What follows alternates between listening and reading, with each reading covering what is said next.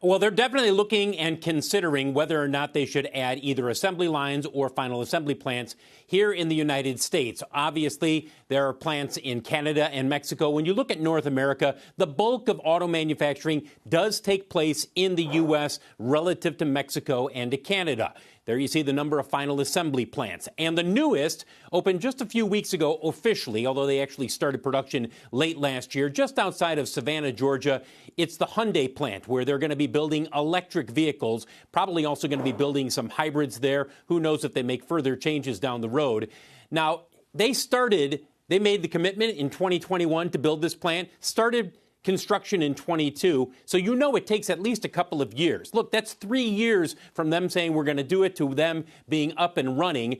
We've talked with one of the leading consultants who is working with automakers and says some of them are considering adding as final assembly plants here, but they're hesitant to step up immediately and to make a commitment. And here's why.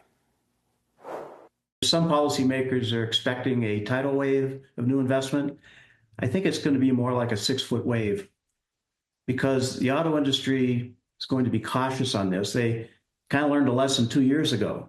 Put a lot of money into EVs, and now they have unprofitable plants. They don't want to repeat that mistake.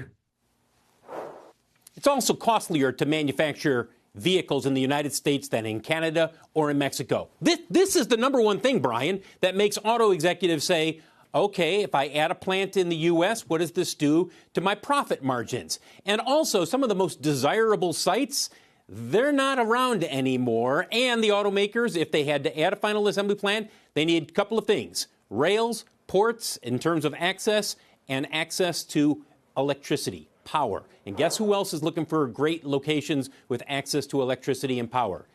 The AI data centers that are in the planning phase all around the country. So keep this in mind, Brian. A lot of people sit there and say, well, just snap your fingers and bring production back here. It doesn't work like that.